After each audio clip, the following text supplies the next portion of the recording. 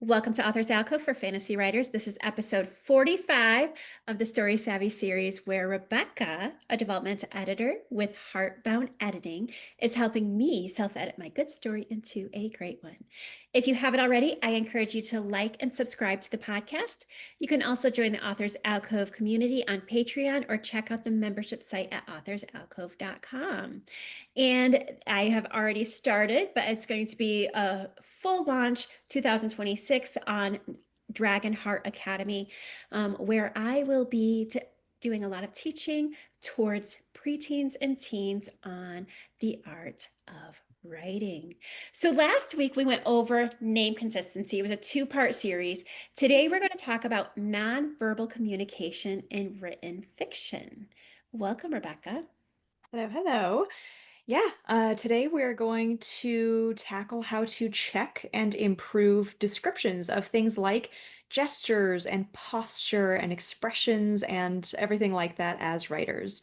By the end of this episode, you will hopefully feel confident using what you learn to improve reader immersion, descriptive variety, and POV depth.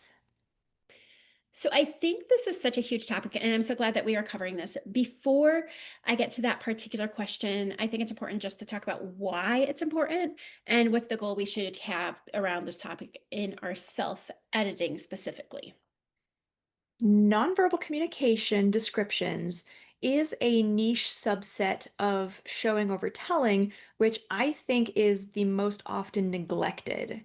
In particular, and adding to that answer, using adverbs or stating emotions or tone can easily and quickly start feeling overused or like it's falling into too much telling. So, switching things over to more nonverbal communication, like how emotions feel in the POV character's body or what expressions, posture, and the like they are observing in others. The goals with self-editing around this topic have a few different layers. First, you want to try to avoid adverbs, odd or unusual dialogue tags, or too much telling around emotions. And you can do this by switching over to more nonverbal communication descriptions, like I just mentioned. Second, you want to make sure that outside of omniscient POV, which is an exception, you always have a very clear line between experienced or experiential nonverbal cues coming from only the POV character for a given scene and observed or observable NVC, so nonverbal communication, coming from only the non-POV characters. So, for example, let's say you want to convey annoyance within the person that is the POV character for that scene, it would make sense and be correct and appropriate to describe that annoyance as, you know, them balling their fists or feeling a tightness in their chest or them, grinding their teeth, tapping their foot, however you want to describe that, but it has to be something that they experience and feel. But if it's a secondary character or just any character that isn't in the POV for that scene, it you can't say that their chest feels tight because that's head hopping into their perspective. So their nonverbal communication as a non-POV character has to be only things that the POV character can observe, such as the foot tapping or the clenched fists or their expression, things like that. Third, on the list of goals around nonverbal communication and self-editing is you want to make sure that you are hitting the Goldilocks zone for variety within your NVC descriptions. On one side of that, you don't want to be too repetitive with your terms or phrases, and in particular, you don't want to overuse noticeably unique or just noticeable options. The best example that I can give about this is in the A Court of Thorns and Roses series. The author uses the phrase and it felt like her chest caved in. And that phrase of chest caved in is unusual and unique. And I have seen so many different reader groups bring it up as just, why does she keep saying that? But if it was a more common phrase, that wouldn't be an issue. So that's sort of this end of the spectrum that we're trying to avoid in our NVC descriptions. On the other end of that spectrum, you don't want to distract your readers by whipping out the thesaurus and stepping outside of the vocabulary conventions for your genre and audience by getting too varied or too flowery and inventive with your descriptions. So, as you're editing for this topic, just bear that balance in mind as you go through and aim for variety within your authentic author voice and style goals. So I'm going to tell on myself right here. I know that I use smirked way more than necessary. And I'm sure that if I left it in every single time, it would be so distracting to a reader. In fact, I actually probably only use like 5 nonverbals on a regular basis, forgetting that there's like many more that you can use. So obviously a read through and a simple find and replace in Word would be very helpful to identify this. But if we do find that we do have a few that we reuse over and over, like I did, what are some things we should consider as we edit our manuscript, more than just the simple find and replace? First and foremost, I suggest brainstorming your own list of all the nonverbal communication descriptions you, the individual, think would feel and sound natural to you and in your voice. That can really save you from just staring at all of these search results for a certain word and feeling stuck around what you could possibly replace some of them with. And again, I suggest dabbling in audio. Often, if you overuse a certain phrase, it's easier to catch or remember how often you are using it with your ears than it is with your eyes.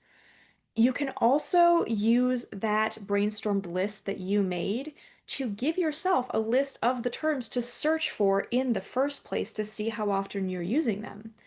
Try searching every NVC word or phrase you brainstormed and write down the number of uses next to each one. If those numbers seem balanced for however you want to define that, great.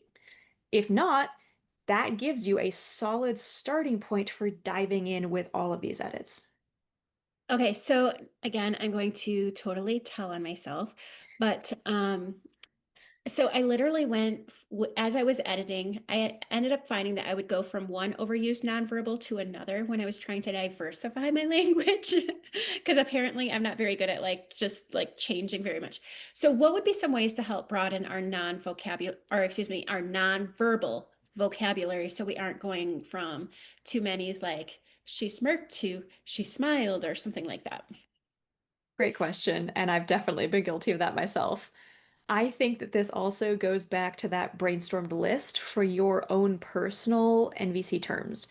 Once you have made it, try using as many of those different terms as you can spread out across the book. So if you overuse the word smirk, brainstorm more than just the word smiled as an alternative to it. And when you do your search for the overused word, try to reach for a variety of replacements rather than one go-to replacement. That is essentially the extent of that.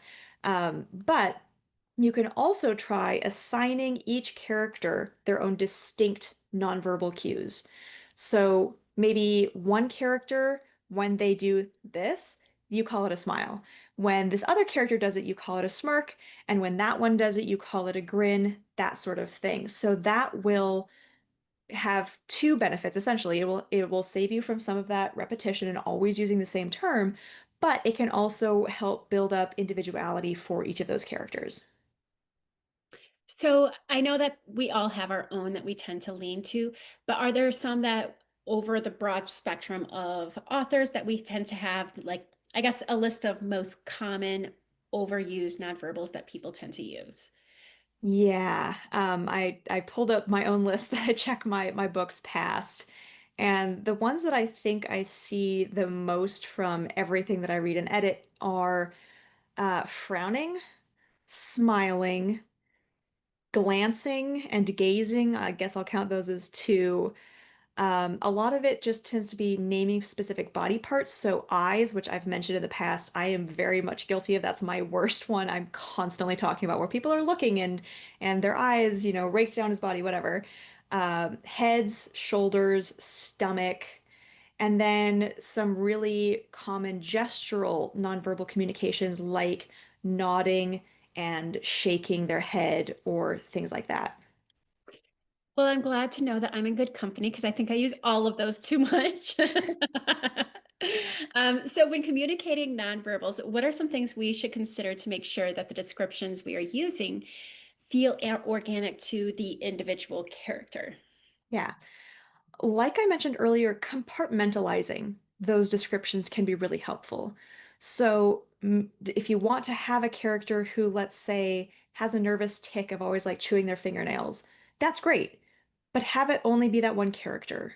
I've edited a book where all of the characters had the same nervous tick of tugging their shirt down, and it was something that I had to point out to the author because at that point it becomes more about the author than it does about giving the character itself depth. So try compartmentalizing. And if one character has a very strong association with a particular expression or emotional feeling in their own body when they're the POV character, try to keep that pretty much limited to them and then give the other characters their own different sets of their go-to descriptions or experiences. And point two, I guess, again, don't reach for exotic options too much in genre fiction. If you're writing literary, if you have masterworks that you consider your book in the same genre of that really use extremely flowery, inventive, interesting descriptions, that's fine. But for this series, we're mostly talking about genre fiction, particularly romance and fantasy. And in these, don't go overboard. Stick to familiar terms because the point of these genres are more heavily on the side of delivering the story than they are about beautiful word use. So think about that, and especially with your characters, what where this applies to that is if you have a very basic, level-headed, down-to-earth, let's say blacksmith character, he, in his own experience, POV, whatever, is probably going to use very simple language. But if you have, let's say, a 4,000-year-old elfin king, yeah, your vocabulary options for describing his NVC, either that he's observing in others or feeling in himself, might be 3 times as large. Bear that in mind when you're looking at using NVC to add to specific characterization. You can also try just closing your eyes and really trying to put yourself in the experience of that moment to come up with the correct NVC for that moment. When this character, as you want them to be, experiences anger, how does that feel in their body? Or when you're in this POV character's head, what sort of cues would they be most likely to pick up on and able to interpret correctly that somebody else is feeling agitated? Are they going to be looking at their eyes and seeing that this person's eyes are darting everywhere, which is my default?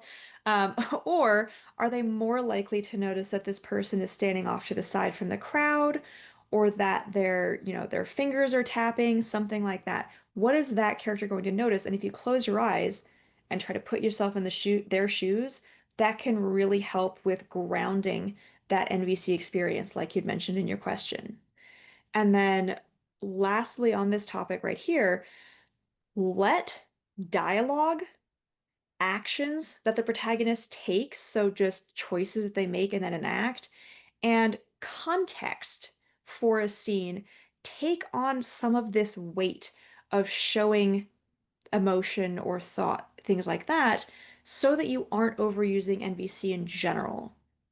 Instead of trying to describe an NVC that someone is feeling like their PTSD is triggered, you can try having them say that out loud, or you can simply show that the context, something happened, maybe a firework went off, and now they take the action of turning on their heel and promptly walking away.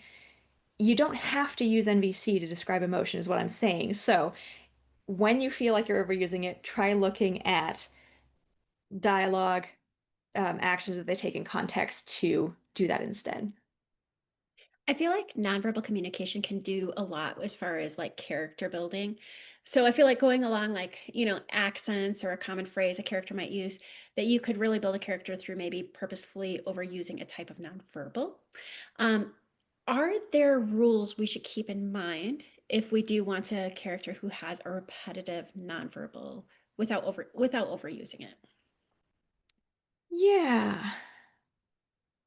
I'm not sure where the line there would be with overusing if it's that specific scenario of, hey, I am making this character unique by, again, let's say biting their fingernails as a nervous habit. One piece of advice that I can think of here is make sure that there is still variety within what they feel. So you aren't always describing them as nervous and biting their fingernails. There are also moments when they are happy or sad or, just really working on something hard. So, yes, you can still have nervous biting of fingernails be a standard go-to unique trait for them, but make sure that they aren't always nervous, if that makes sense. Um, and then within that, again, write out maybe three different ways to describe that particular habit or idiosyncrasy, whatever the quirk is for that character, and try to cycle through them a little bit regularly. Make sure that you're not using the exact same wording, exact same phrase over and over and over and over and over for a whole chapter or half of the book or whatever like that. I also feel like nonverbals are really good at foreshadowing events. What are some ways that we can use those to really enhance our storytelling in that respect? Lots of different ways. First, it adds a lot of depth to your POV. When I wrote my first book and was having a beta reader look at it for the first time, one of their major pieces of feedback for me was that my POV felt distant. And I had never heard of deep POV at that point, so I had to do a lot of research and doing more to describe how the POV character felt with their emotions rather than expressed them was a huge turning point in getting that POV a lot deeper and more immersed. Speaking of which, immersion for your reader in the story is also a big part of this NVC. In our real lives, we don't have a narrator voice telling us, "Hey, that person over there is mad at you." What we actually do is observe their facial expressions and their tone of voice and their posture and their body language and their gestures and come to that conclusion ourselves. So the more you can let your POV characters do that as the reader's experiencing the world through their point of view, the more immersive and realistic and sort of tuning out of the rest of the world that experience can be for the reader. It can also help a lot with emotional strength, particularly like we talked about in episode 13 on pacing at the macro level and in episode 18 on intensity. When you have an intense moment, if you don't have any nonverbal communication either being experienced or observed, it can make that moment feel really flat. But likewise, if you have a small mundane moment, but your character is feeling really kind of intense NVC or seeing that in somebody else and then that never gets addressed properly, that can be emotionally confusing and lose readers' trust and things like that. So the use or lack thereof of NVC can very much play into that intensity and pacing issue. It is also yet another layer on that showing over telling topic, like from episode 42, stating, let's say, Bob is angry. That's telling. Writing out, Bob frowned and clenched his fists is showing. So using more NVC instead of statements can do a lot to shift more from telling into showing, which again is super common advice. And then my last thought here is just that Using more NVC and using it well can simply add a lot more nuance and art to a story. You could take the most boring, predictable, written to formula, let's say lovers meet scene that you've ever written in your entire life or read, and using NVC, you can add nuance to that and make it more complicated and interesting in so many ways that point blank you couldn't, or stating the emotions you couldn't. So use the NVC as sort of this, top dusting of different flavors that you can play with. So, how can we know where we should add or remove nonverbal cues? Because I'm sure we can overuse them, especially in certain scenes. Yeah, I would say try to make a call for yourself individually if you think you're generally overusing across the whole book or underusing. In my experience, most authors fall on one side or the other, so knowing your starting point is a very important part of this process. From there, let's say you recognize that you tend to overuse NVC. Um, if that's the case, look for places, I would say primarily where, again, you can hand that word space over to dialogue, actions taken, or context, or where the moment is small and it doesn't actually matter that much, so that succinctness and clarity of meaning of just telling, of just stating, she felt this way, is more helpful. And I refer people back to episode 42 on Show Don't Tell. There is a time and a place for both. And if you're overusing NVC, you might actually need to shift a little bit more in the direction of telling to spare your reader purple prose, whatever you want to call that. If you fall on the too little NVC side, which I do in all of my first drafts, all of my editing around NVC tends to be adding. If you're falling on that side, look specifically for the moments where the emotion has the most impact on what's happening. So the fact that this person is nervous or angry or excited really drives the direction that they move in going forward, or where you just want the reader to have the most understanding of the emotion being felt. And this tends to be in the big moments. So the turning points, the crises, the climaxes, whatever that looks like. Uh, yeah, so beyond that, just trust your gut and pay attention to it. When you're reading through, and we're coming up quickly on an episode that's specifically about doing your final read through, just pay attention a little bit. Watch out for major nonverbal cue moments or places where you really do a lot of stating about, adverbs, dialogue tags, tone, and maybe you could swap in some NVC to add variety or to reduce word count, to do more showing or telling, things like that. I can't really tell you to go search this term and this is where you put NVC. Um, it's really down to you to kind of assess the situation in your own book and decide where you want to go from there. I feel like I am kind of restating questions you've already answered, but when we're referring to like show and tell, when should we consider telling our audience through like inner dialogue as opposed to the showing nonverbals? I think when you really need a balance between clarity and meaning and immersion is a great use for internal thoughts. Pure nonverbal communication in narration is purely showing, and that can occasionally lack clarity and meaning. But stating it, like saying she's angry, or in dialogue saying I'm angry, is just telling without showing. Having the internal thoughts as an option can be very helpful in balancing the two.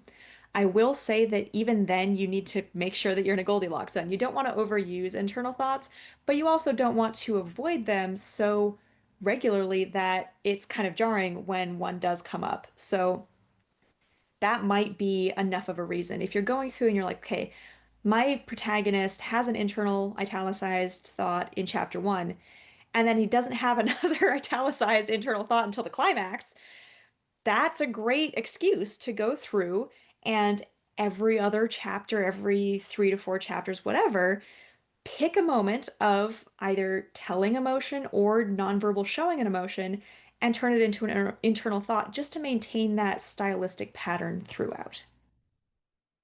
That makes a lot of sense. And I'm so glad I asked that because you really made me think about, I do have internal thoughts, but I don't think I have very many. And I wonder if it might be kind of jarring that all of a sudden out of nowhere, they do have that internal thought. So I love that. Well, anyway, thank you so much for your insight. It has helped me a lot. Absolutely. Next week, we are going to start our final checks and go over revisiting gaps and sticking points in our manuscripts. We really are nearing the end of this process. And speaking of that, I want to thank everyone who has followed along for this whole series. I am so grateful for everyone watching and listening.